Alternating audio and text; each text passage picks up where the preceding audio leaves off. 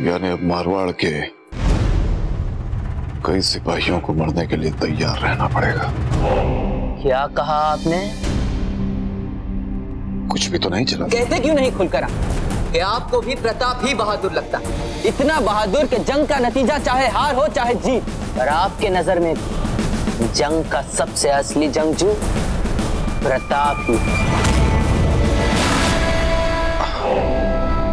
नहीं, वो अपनी फौज पे भी हमने गौर किया है। सभी के दिल में प्रताप की बहादुरी के लिए इज्जत है।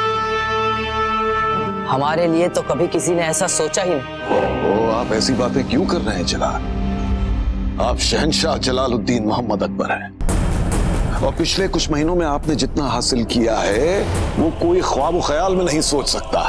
हिंदुस्तान की हजारों को जमीन आपके कदमों के नीचे है और आप है कि इससे लोगों के जहन में हमारे लिए खौफ जरूर पैदा हो सकता है, लेकिन दिल में इज्जत अभी भी लोग प्रताप की ही करते हैं। नहीं नहीं जलाल, आपको ऐसी बातें नहीं करनी चाहिए। आपको क्या लगता है खान बाबू कि तवारीख के पन्नों पर भी हमारे नाम के साथ खौफ और प्रताप के नाम के साथ इज्जत और तारीफ लिखी जाएगी? क्या तवारीख भी हम एक कामयाब और चालाक सियासतदान ही मानेंगे, जंगजू नहीं? जलाल, जलाल हमारी बात सुनिए। जलाल, साथियों, हमें ये युद्ध मिलकर लड़ना है और हमें पूरा विश्वास है कि इस युद्ध में विजय हमारी ही होगी। जय मेवाड़, जय जी।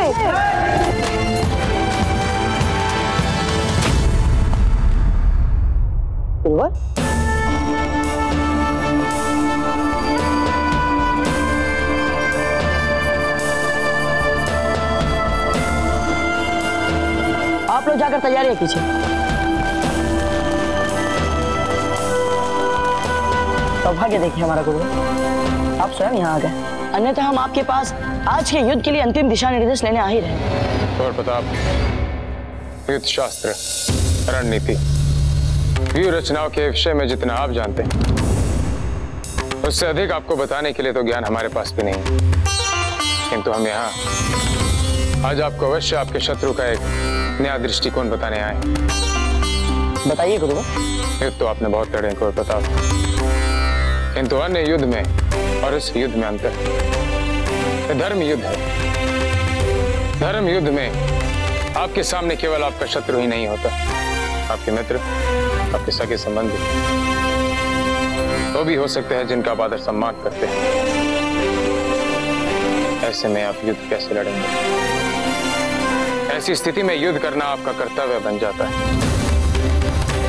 ऐसा युद्ध आपका एक कर्तव्य, आपका एक धर्म, और चाहे सामने आपके कोई भी हो, वो आपके लिए तथ्य गौण हो जाता है।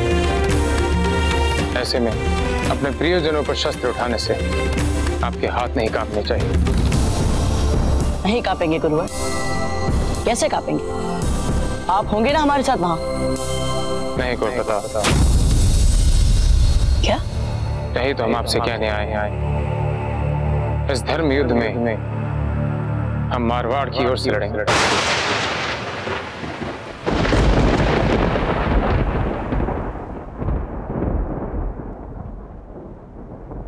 गुरुवर, आप मारवाड़ की ओर से कैसे?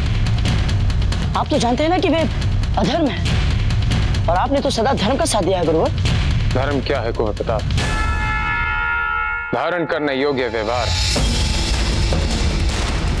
धर्म कोई स्थूल सत्य नहीं। यही कारण है कि हर व्यक्ति के लिए समय, काल और स्थान के साथ धर्म का अर्थ और उसकी परिभाषा बदल सकती है। मारवाड़ ने आपको युद्ध के लिए चुनौती दी। आपका धर्म है उनके साथ युद्ध करना, और हमारा धर्म हमारे पूर्वजों के साथ जुड़ा हुआ है। हमारे पूर्वजों के ऋण अब हमारे ऋण, और हमारा धर्म है कि हमें अपने पूर्वजों के ऋण उतारने। मारवाड़ के राजघराने ने हमारे पूर्वजों पे बहुत ऋण किए और हम मात्र अपनी स्वतंत्रता के कारण उन ऋणों से मुंह नहीं फेर सकते। परंतु गुरुवर, हम आपके विरुद्ध कैसे लड़ सकते हैं? मारवाड़ की ओर से लड़ना हमारा धर्म और मेवाड़ की ओर से लड़ना आपका धर्म। आप पे शस्त्र उठाते हुए हमारे हाथ नहीं कांपेंगे और हम पे शस्त्र उठाते समय आपके हाथ नहीं कांपने चाहिए। यही धर्म युद्ध है। जिस प्रकार आपने बाकी युद्ध में विजयी होकर हमारा मस्तक गर्व से ऊंचा किया, उसी प्रकार इस युद्ध में भी विजयी होकर आप हमारा मस्तक गर्व से ऊंचा करेंगे। समझ गए गुरुवर। अब इस युद्ध में हमारे हाथ नहीं कांपेंगे, फिर चाहे हमारे सामने हमारे गुरुवर ही क्यों ना जाए।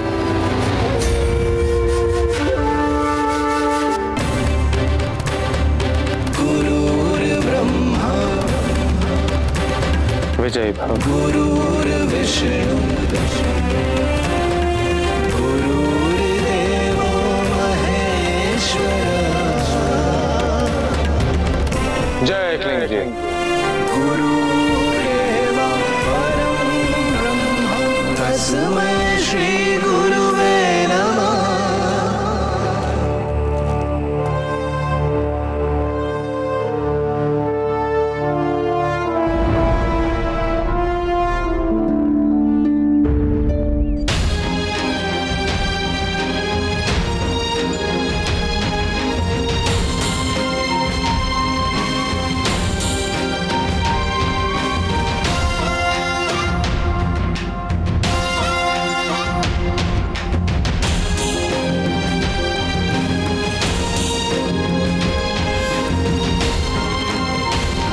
चलते हैं। रुकिए राणा जी, अब एक और तिलक बाकी है।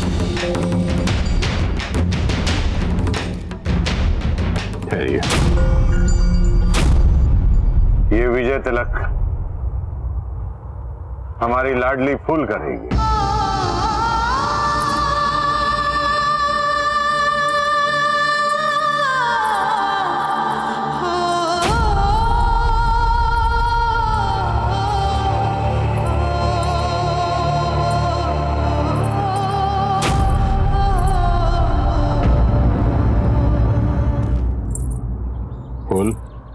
ये जो तिलक आप करने जा रही हैं, इस विजय तिलक का अर्थ होता है कि जब हम युद्ध भूमि में हों, शत्रु हमारे सामने खड़ा तो उसका सर काटते वक्त हमारी तलवार तनिक भी संकोच ना करे, फिर वो शत्रु चाहे कुंवर प्रताप ही क्यों ना हो।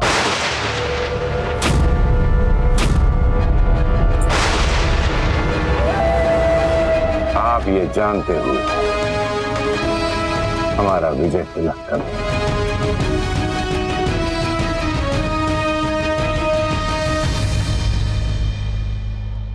हम बस आपको एक ही आशीर्वाद दे सकते हैं कि आप एक विवाहिता का सुख भोगने से पहले विधवा ना हो जाए।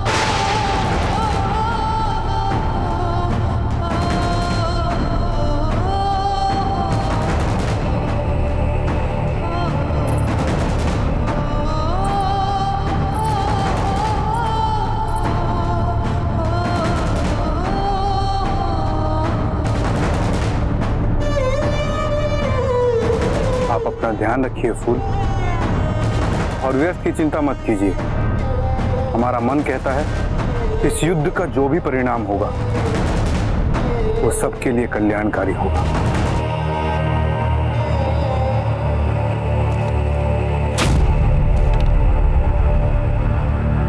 चलते हैं।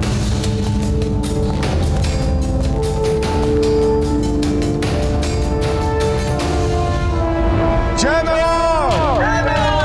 जय मेवाड़!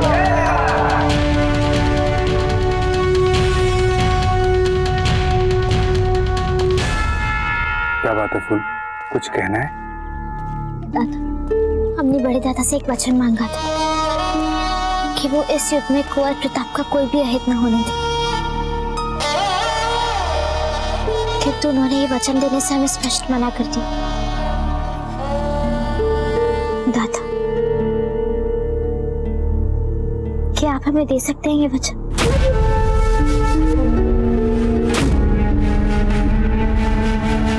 हमसे जो बन पड़ेगा हम अवश्य करेंगे।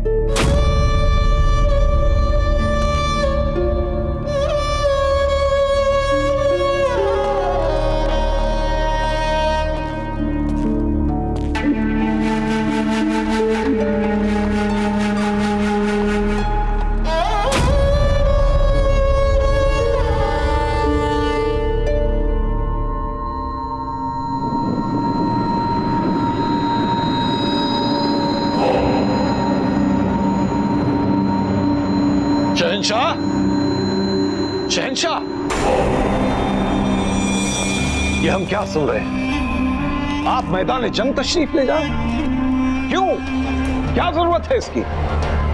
जबकि आपकी शानदार सियासी चालों से यह तय हो चुका है कि राजपूताना की रियासतें एक दूसरे से लड़के मर जाएंगी, खत्म हो जाएंगी।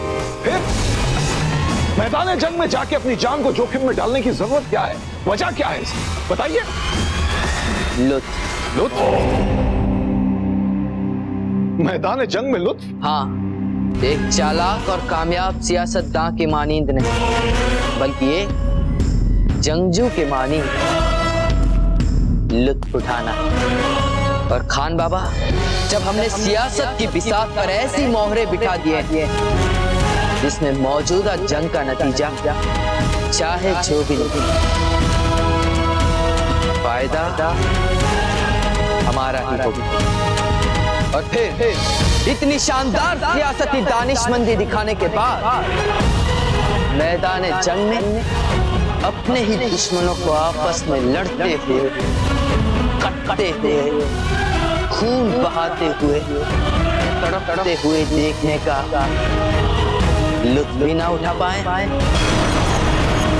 खान बाबा, अपनी आंखों के सामने दुश्मन रियासतों की बर्बादी और अपने ख्वाबों की तामीर, जब इन दोनों ही चीजों को एक साथ देखना हो तो फिर मैदान जंग से बेहतरीन जगह और कोई हो ही नहीं सकती। आप फिक्र मत कीजिए खान बाबा, राजपूताना तो अब हमारा होकर ही रहेगा। राणा उदय सिंह की जय, राणा उदय सिंह की जय, राणा उदय सिंह की जय, राणा उदय सिंह की जय, राणा उदय सिंह की जय, राणा उदय सिंह की जय, राणा उदय सिंह की जय, राणा उदय सिंह की जय, राणा उदय सिंह की जय, राणा उदय सिंह की जय, राणा उदय सिंह की जय, राणा उदय सिंह की, राणा उदय सिंह की, राणा उदय सिंह की, राणा उदय सिंह की, राणा उदय सिंह की, राणा उदय सिंह की। मेवाड़ के वीर सिपाहियों, एक बार फिर मेवाड़ की आन को किसी ने ललकारा है। इस युद्ध में हमारी तरह आप में से कईयों को अपनों से युद्ध करना होगा। इस युद्ध के मैदान में आपके सामने हो सकता है कि आपका मित्र, आपका सगा, आपका संबंधी शत्रु के भेष में आपको मिल जाए। हम जानते हैं कि ऐसी परिस्थितियों में युद्ध करना बहुत कठिन होता है और ऊपर से शत्रुओं का सैन्य बल हमसे बहुत अधिक है। इसलिए युद्ध के शुरू होने से पहले ही हम राणा उदय सिंह आप सबको एक विकल्प देते हैं। आप में से कोई भी जिसे ऐसा लगता है कि ऐसी परिस्थितियों में युद्ध करना अनुचित होगा, वो भी इसी समय इस युद्ध के मैदान से वापस जा सकता है।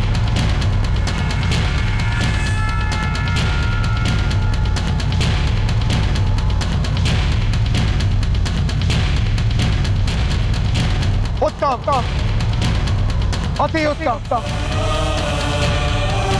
तो ये आपका अंतिम निर्णय है। तो चलिए मेवाड़ के वीरों, दिखा दे मारवाड़ की सेना को कि कोई भी युद्ध सैन्य संख्या से नहीं बल्कि वीरता और साहस से जीता जाता है। एक लिंग जी की, एक लिंग जी की, एक लिंग जी की।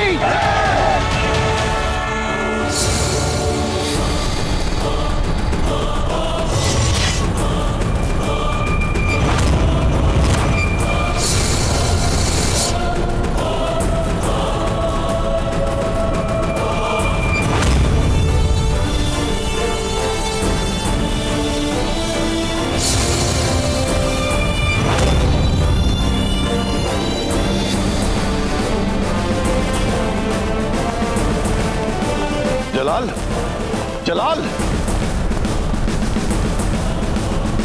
तमाशा क्या देख रहे हो? जाओ और हमारी मुगलिया फौज को तैयार करो, जल्दी, फौरन।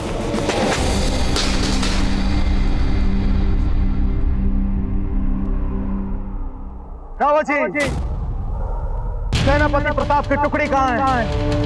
हम युद्ध के लिए कूच करना चाहते हैं और उन्हीं की टुकड़ी हमारे साथ में नहीं है। उत्तर दीजिए रावत जी।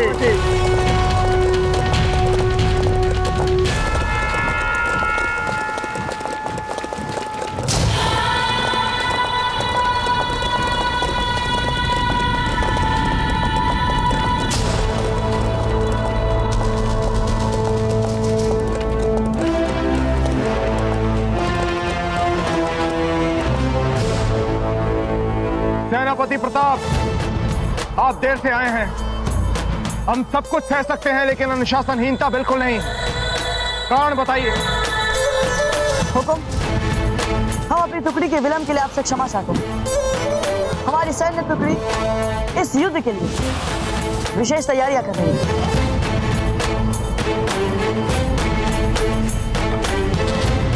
कुंवर प्रताप, क्या है ये सब? हमें लगता है कि यह युद्ध एक अपारंपरिक युद्ध का स्वरूप ले सकता है, इसलिए हमने भी इसका सामना करने के लिए अपारंपरिक उपाय और उपकरणों को अपने साथ ले लिया। इस युद्ध में ये हमें उत्कृष्ट परिणाम दे सकते हैं। उत्तम, अति उत्तम।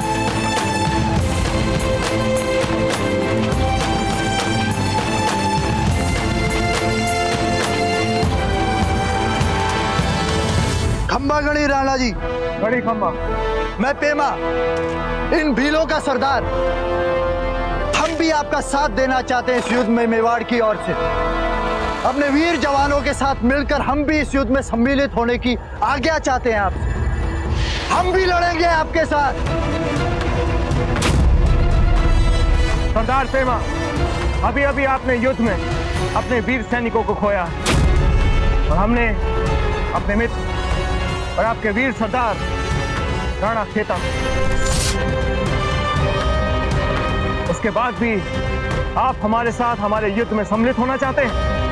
राणा जी, जिनके लिए हमारे सरदार राणा खेता ने हंसते हंसते अपने प्राण दे दिए, उन पर फिर से युद्ध का संकट आए और हम भील जो हैं अपने जंगलों में चुपचाप बैठकर अपने मरने वालों का शौक मनाए, ये हो नहीं सकता। राणा, हमें अपने स्वर्ग के सरदार राणा खेता की सौगंध है कि हम अपने शत्रुओं को जीवित नहीं छोड़ेंगे।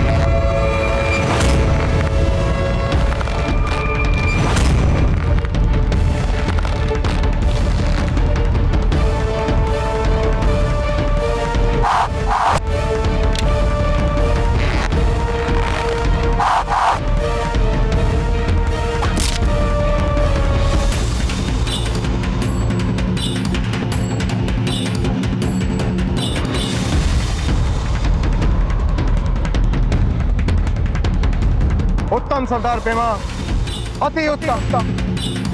हुकुम, यदि आपकी अनुमति हो तो हम सेना के मुख्य सेनापति होने के नाते इन सभी वीर भीलों को अपनी सेना का केंद्र भाग देना चाहेंगे।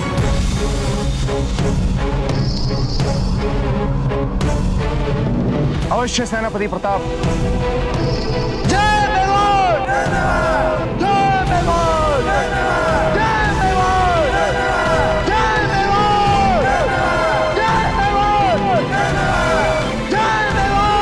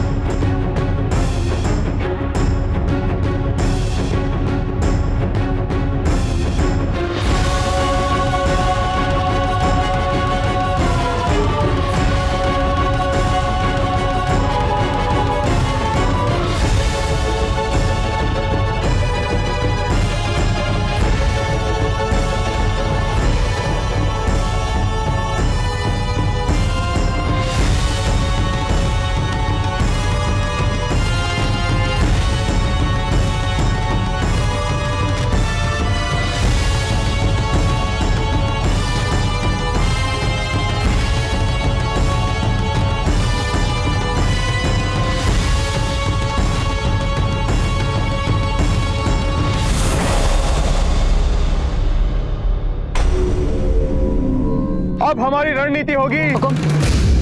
इससे पहले हम अपनी सेना से कुछ बातें करने की आज्ञा चाहेंगे।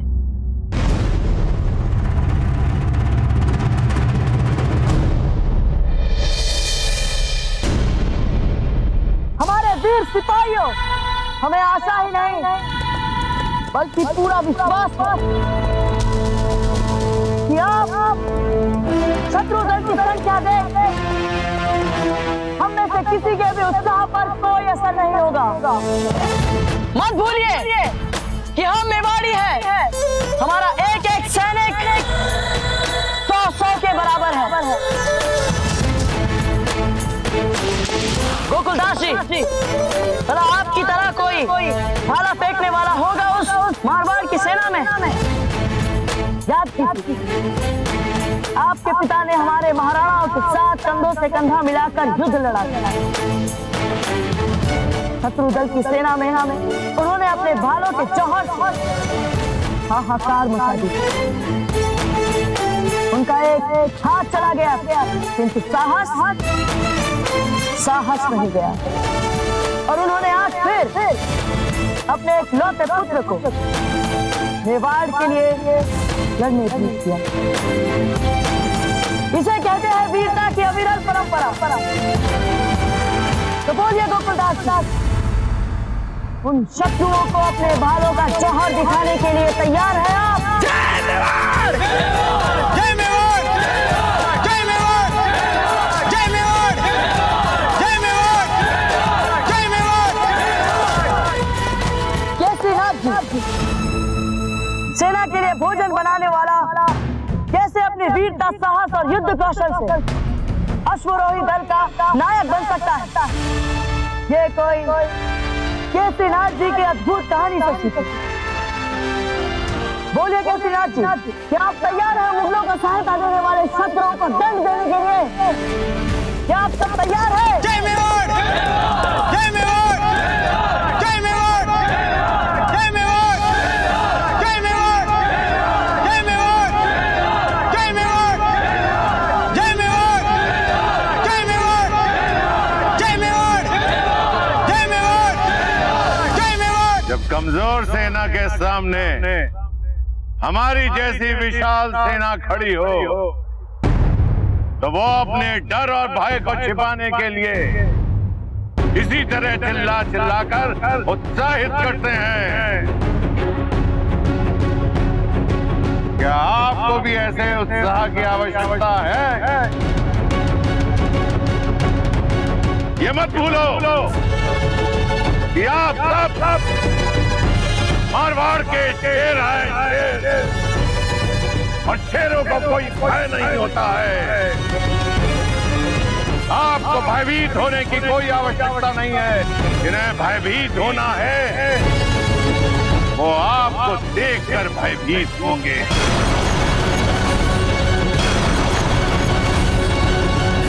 आप लोग ये मत भूलो कि आज आप राजपुताने की सबसे शक्तिशाली रियासत मारवाड़ के लिए लड़ रहे हो। आप अपने राजा मालदेव सिंह के लिए, उनकी आन बान जान के लिए लड़ रहे हो। इस युद्ध में हमें खोना कुछ नहीं है, हमें तो सिर्फ जीतना है और हम इस युद्ध को जीतेंगे। इसलिए हमारे वीर सैनिकों, इस रणभूमि में शत्रुओं पर टूट पड़ो और उनके सर काट डालो। जय मारवाड़!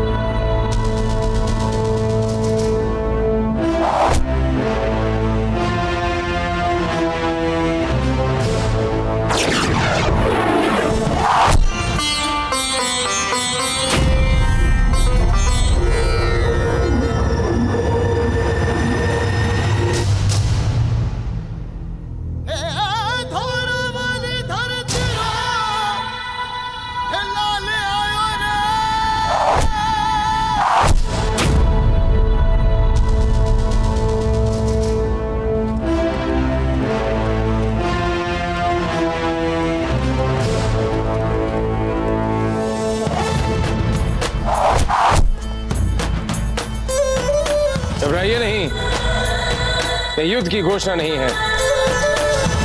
ये युद्ध से पूर्व कुंवर प्रताप आपको आदर पूर्व प्रणाम कर रहे हैं।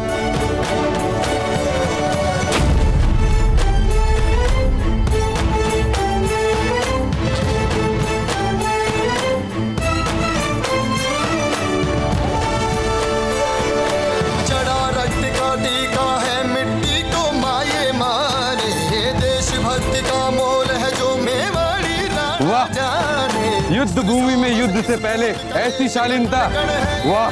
राम सिंह,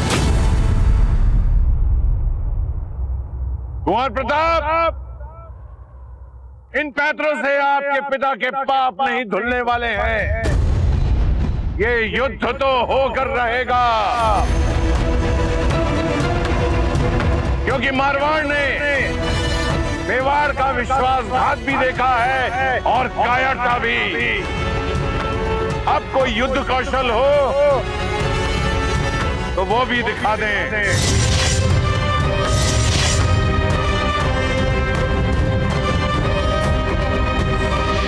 राजा मौलदेव, हम यहाँ आपकी बातें सुनने नहीं आए, आपकी तलवार की धार देखने आए हैं।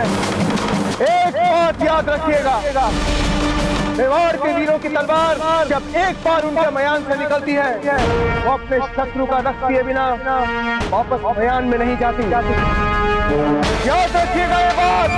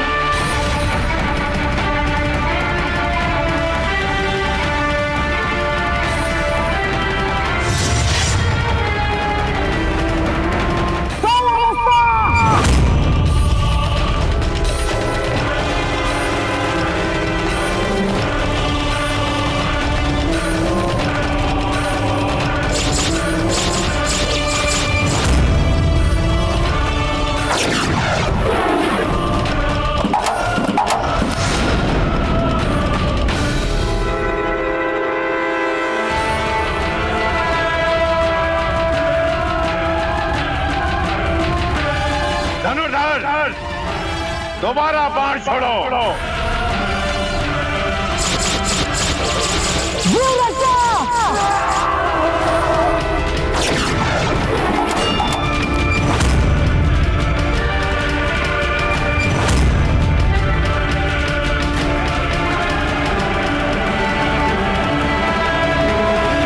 उत्तम, अति उत्तम।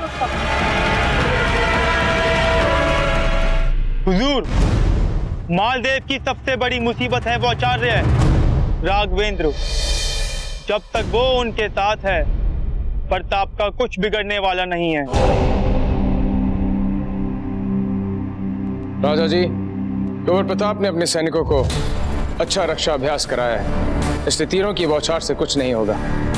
हमें कोई शक्तिशाली आक्रमण ढूंढना होगा, जैसे कि अश्वरोहियों का आक्रमण। संख्या में हमारे पास उनसे कहीं अधिक अश्व।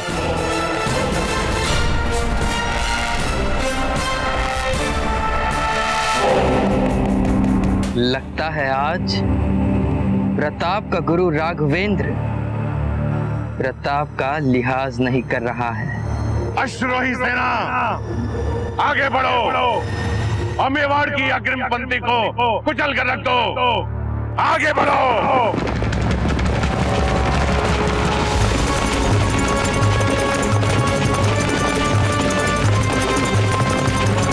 सभी लोग अपने अपने भालों के साथ तैयार हो जाए और जब तक हम आदेश ना दें, कोई अपने स्थान से नहीं हिलेगा।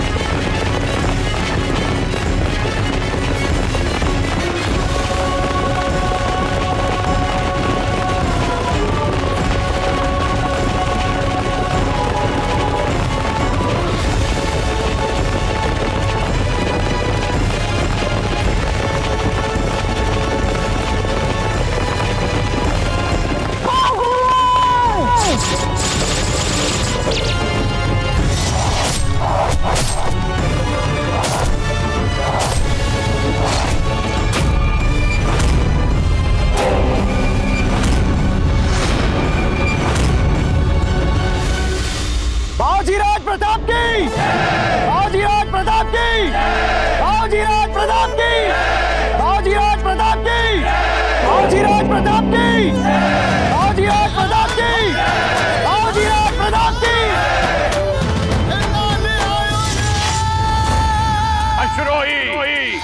दुश्मन की इस व्यूहरचना को कुचल डालो।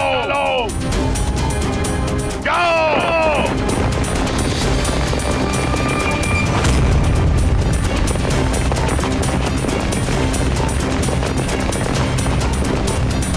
बहुत खूब, बहुत खूब।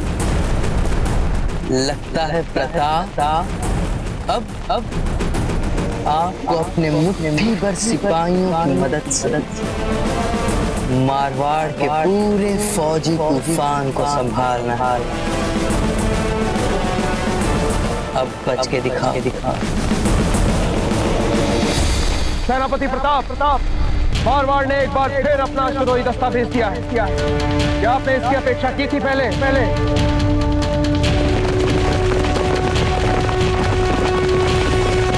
यदि हाँ तो योजना बताइए। हमारी अगली योजना दर पर इसके तीर व प्रकाश से सेना का एक भाग चुन लिया जाएगा। कुछ नहीं देख पाए और इनका आगे बढ़ना थम जाए। उत्तम सेनापति प्रताप, उत्तम।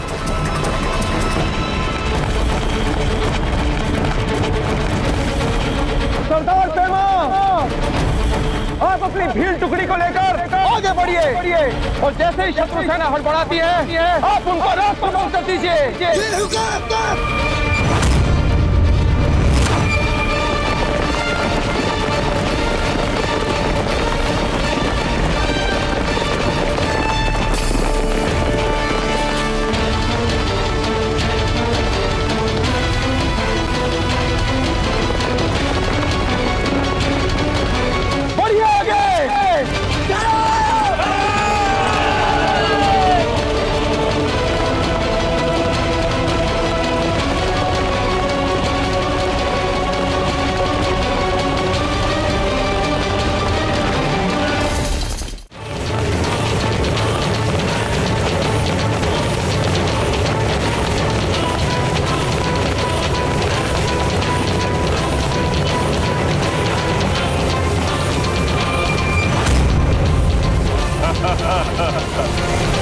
हमारी अष्ट सेना का मुकाबला करने के लिए मेवाड़ ने एक छोटी सी सेना भेजा।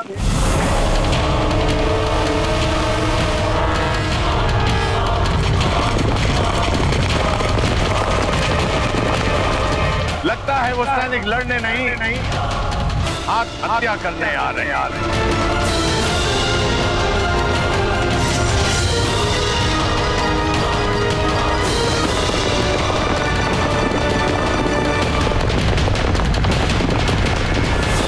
अवश्य इसके पीछे कुंवर प्रताप की कोई युद्ध योजना है।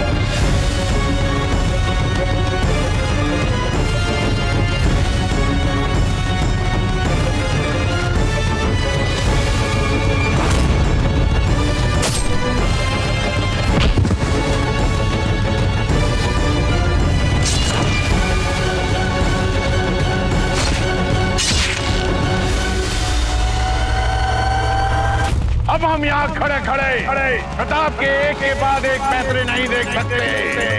सैनिकों